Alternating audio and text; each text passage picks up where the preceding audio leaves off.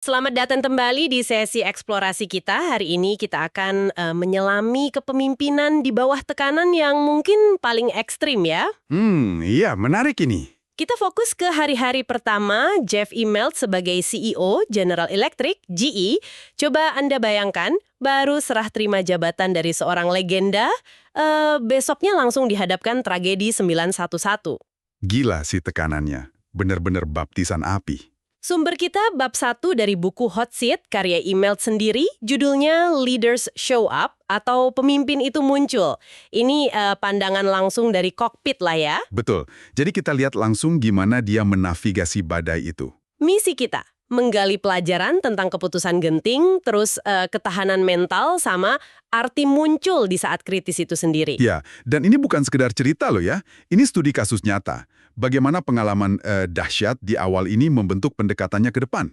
Pertanyaan bagus itu. Mari kita coba bayangkan bareng Anda. Gimana rasanya mulai pekerjaan impian, paginya disambut bencana global.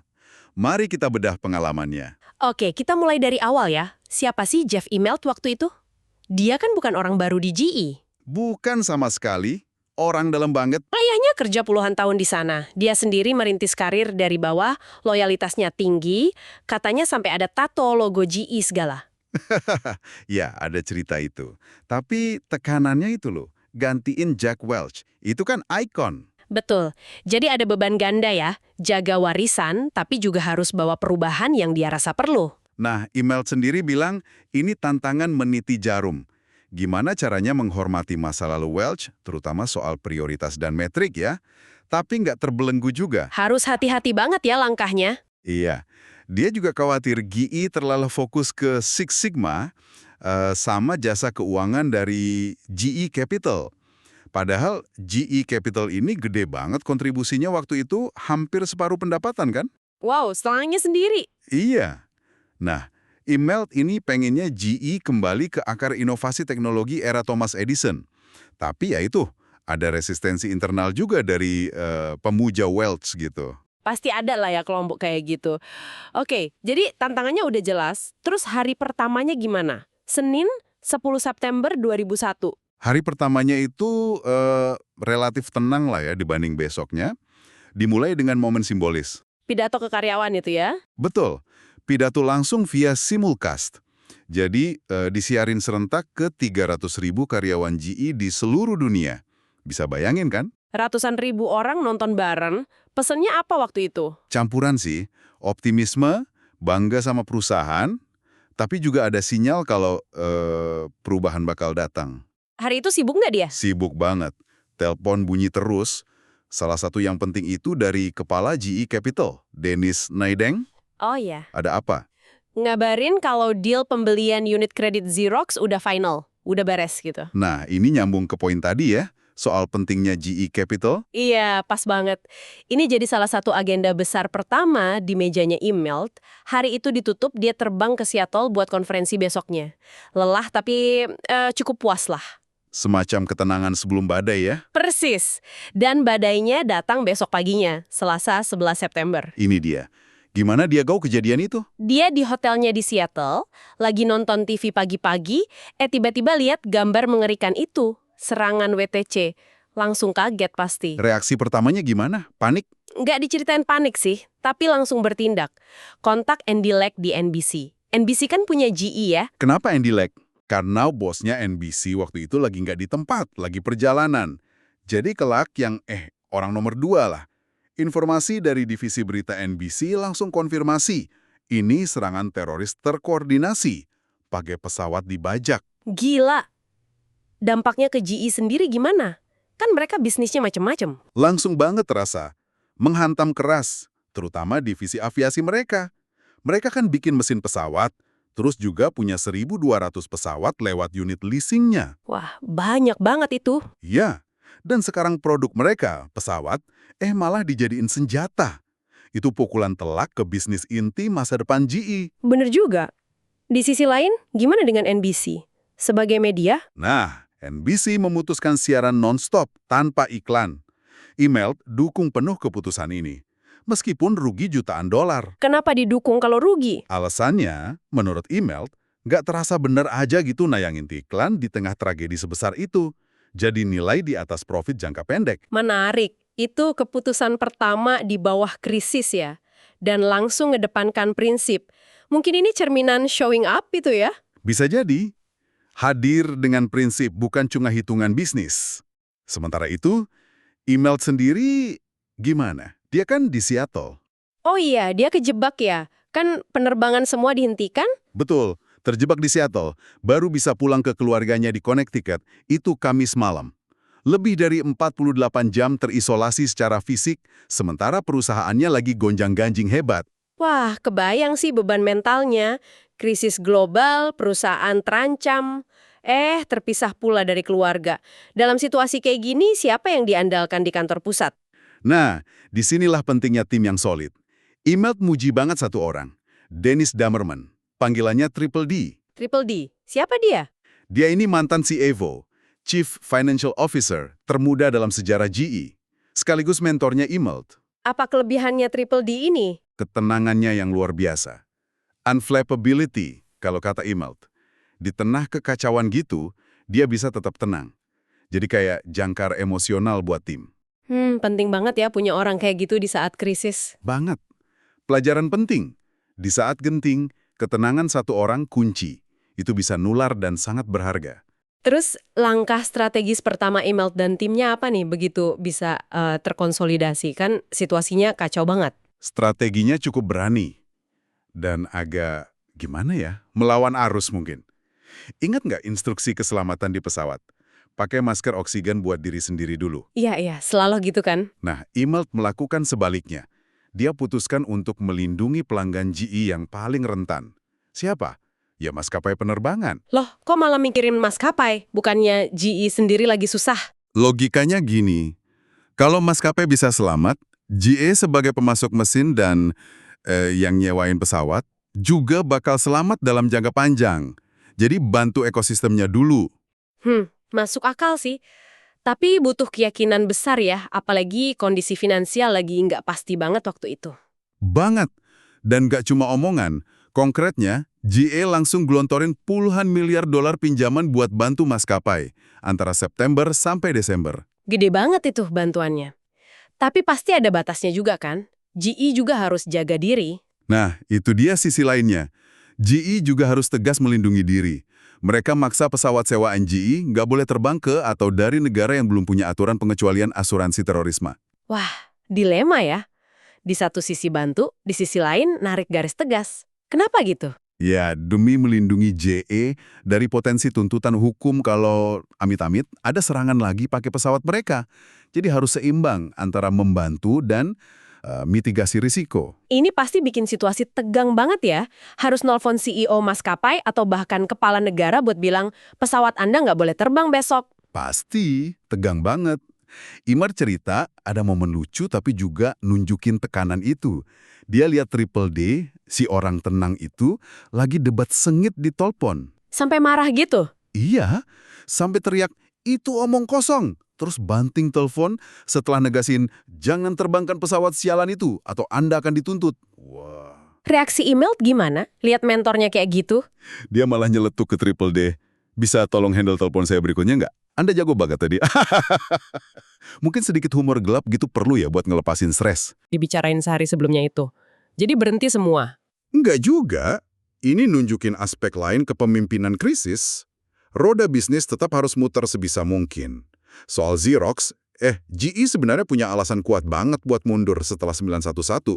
Kondisi kan berubah drastis. Tapi mereka nggak mundur. Enggak.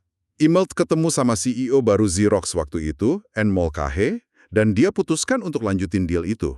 Alasannya apa? Kan resikonya jadi lebih tinggi. Alasannya lebih ke solidaritas. Kayak, kita harus tetap bersatu gitu, saat korporasi Amerika lagi diserang. Untungnya sih deal ini akhirnya lumayan berhasil, dan bantu Xerox juga buat bertahan.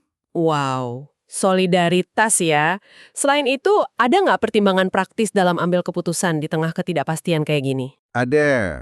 Contoh lain waktu GE terlibat dalam penyelamatan industri baja, khususnya Bethlehem Steel, bareng firma Wilbur Ross. Wilbur Ross yang nanti jadi Menteri Perdagangan AS itu? Iya, dia.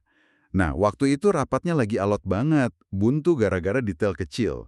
Terus Imelda ingat nasihat Ross yang praktis banget. Nasehat apa itu? Ross bilang, mari kita lakukan hal-hal yang mudah dulu, yang sulit bisa nanti setelah kita dapat momentum. Oh, bagus itu. Jangan kejebak di kerumitan ya, cari kemajuan kecil dulu. Betul, sangat berguna di saat genting. Imelda kan latar belakangnya matematika ya. Dia merasa situasi 911 ini abnormal banget. Nggak ada rumus atau teorema eksistensi kalau kata dia. Nggak ada solusi pasti. Jadi gimana dong? Ya, cuma bisa ambil keputusan satu persatu berdasarkan informasi yang ada saat itu. Sambil jalan gitu. Oh ya, di tengah itu semua, GE juga komitmen bantu Departemen Pemadam Kebakaran New York, NYFD, yang kehilangan banyak pemimpinnya waktu di WTC. Mulia sekali itu. Oke, kita balik sedikit ke industri penerbangan. Kenapa email sampai jadi kayak juru bicara nggak resmi buat lobi pemerintah segala? Bukannya maskapai punya lobi sendiri? Punya sih, tapi kondisi finansial maskapai itu udah jelek sebelum 911. Jadi, lobi mereka dianggap kurang, kurang bergigi gitu. Ah, oke. Terus hubungannya sama GE? GE punya eksposur finansial yang gede banget ke industri ini. Lewat penjualan mesin pesawat dan terutama lewat 1.200 pesawat yang mereka sewakan itu. Jadi membela maskapai itu sama aja kayak membela kepentingan GE secara langsung. Logis kan? Iya, masuk akal banget. Ada contoh nyata nggak dampak lobi dan dukungan GE ini, biar lebih kebayang? Ada. Contoh yang paling jelas, itu penyelamatan America West Airlines. Maskapai dari Phoenix. Gimana ceritanya? CEO-nya, Doug Parker, itu udah hampir dapat pembiayaan sebelum 911. Pasca serangan, dealnya batal. Maskapainya udah diambang likuidasi. Karyawan bisa kena PHK massal. Waduh, terus GE masuk? Iya, Imelda dorong Henry Hubschman, kepala divisi penyewaan pesawat GE, buat terlibat. Tim lobi GE juga bantu Parker buat yakinin pemerintah AS supaya ngasih jaminan pinjaman. Hasilnya gimana? Berhasil. America West selamat. Sekitar 13.000 karyawannya nggak jadi kehilangan pekerjaan. Dan kerennya lagi, beberapa tahun kemudian, America West ini malah bantu nyelamatin US Airways dari kebangkrutan. Wah, efek dominonya positif ya. Strategi lindungi pelanggan tadi beneran jalan. Betul. Itu contoh konkretnya. Melihat respons email yang kayaknya cepat, berani, dan terstruktur ini, padahal baru jadi CEO, sumber kita nyinggung nggak sih pengalaman masa lalu dia yang mungkin membentuk cara dia bereaksi? Kayaknya nggak mungkin ini reaksi orang yang baru pertama kali kena tekanan besar. Oh, jelas disinggung. Buku ini kan autobiografi ya, jadi dia cerita beberapa momen formatif. Ada satu cerita dari masa kuliahnya waktu dia main football di Dartmouth. Kenapa dengan football? Ada pemain cadangan namanya Mike Briggs. Dia berani banget ngeritik pemain bintang tim itu, Reggie Williams, karena dianggap egois, kurang peduli tim meskipun jago. Terus gimana? Didiemin atau gimana? Kritik itu kan sulit ya diterima ya, apalagi dari pemain cadangan ke bintang. Tapi ternyata, kritik itu malah bikin si Reggie Williams berubah jadi pemain tim yang lebih baik. Pelajaran buat Imelda, berani ngomong jujur, berani kasih feedback, meskipun itu nggak nyaman. Soal keberanian bicara ya, kalau pengalaman hadapi krisis bisnis langsung ada. Ada banget. Pengalaman pahit waktu dia nanganin krisis kompresor kulkas GE yang rusak massal beberapa tahun sebelumnya. Ini kasus besar waktu itu.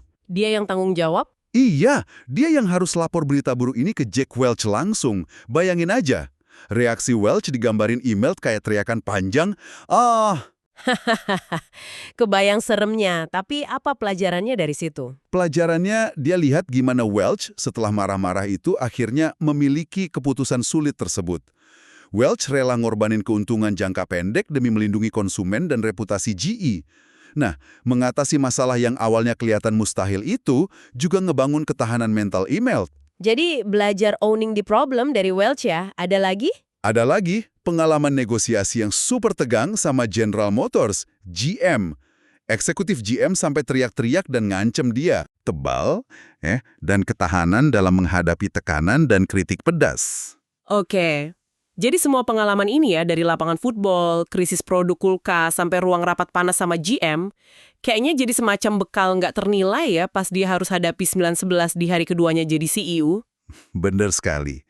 Kayak udah latihan mental gitu ya. Kalau kita tarik benang merahnya nih, pelajaran kepemimpinan dari baptisan api Imelda ini relevan banget sampai sekarang. Pertama, dan ini paling utama, sesuai judul babnya, pemimpin itu harus muncul, harus show up. Kehadiran fisik dan mental ya maksudnya? Betul. Meskipun Imelda awalnya terhambat fisik karena di Seattle, tapi timnya di bawah arahannya mewakili kehadiran dia.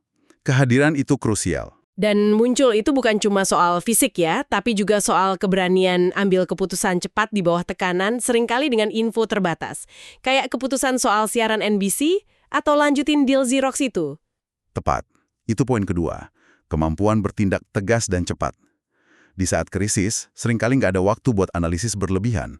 Harus berani mutusin. Ketiga, pasti soal ketahanan ya. Ya, ketahanan atau perseverance. Kutipan Mike Tyson yang disukai Imelda itu pas banget. Semua orang punya rencana sampai kena pukul di mulut. Triknya adalah tetap adaptif, tetap terbuka sama ide baru, bahkan saat telinga masih berdenging habis kena pukul. Oke, apalagi? Keempat, tim yang solid dan tenang. Kayak si Triple D itu aset tak ternilai. Anda nggak bisa hadapi krisis sendirian. Perlu orang yang bisa diandalkan dan nggak gampang panik. Setuju. Terus, strategi melindungi pelanggan tadi. Itu poin kelima. Mengutamakan pelanggan, bahkan saat sulit. Itu bisa jadi strategi perlindungan jangka panjang terbaik buat perusahaan. Terbukti kan di kasus America West? Iya, lalu? Keenam, berani mengambil keputusan sulit dan bertanggung jawab penuh atasnya. Owning it. Kayak pelajaran dari Wells soal kulkas rusak itu. Dan yang terakhir apa? Terakhir, mungkin ini penting. Fokus pada kemajuan bukan kesempurnaan. Dalam krisis, tujuannya itu bertahan hidup dan terus bergerak maju. Bukan membuat semua keputusan jadi sempurna tanpa celah. Itu nggak realistis. Oke, lengkap banget pelajarannya. Jadi kisah hari-hari pertama Jeff Immelt ini benar-benar bukan sekedar cerita dramatis ya, tapi kayak laboratorium kepemimpinan di kondisi paling ekstrim. Kita lihat gimana ketahanan, keputusan cepat, dukungan tim, dan pelajaran masa lalu itu berpadu. Dan intinya ya itu tadi, pemimpin harus muncul saat paling dibutuhkan. Betul. Sumber ini memang nunjukin betapa nggak terduga dan beratnya tantangan kepemimpinan itu. Coba deh, Anda renungkan sejenak. Dari semua tindakan Imelda dan timnya di hari-hari awal 911 itu, keputusan soal siaran NBC, pinjaman ke maskapai, negosiasi alot soal izin terbang pesawat, lanjutin deal Xerox, mana sih yang paling menonjol atau memberi pelajaran paling berharga buat Anda? Pertanyaan menarik itu. Dan coba pikirin juga, gimana pengalaman masa lalunya kayak, dipukul Wells gara-gara krisis kulkas itu, menurut Anda benar-benar ngebantu dia nggak buat hadapi skala bencana 911 yang jauh lebih besar ini?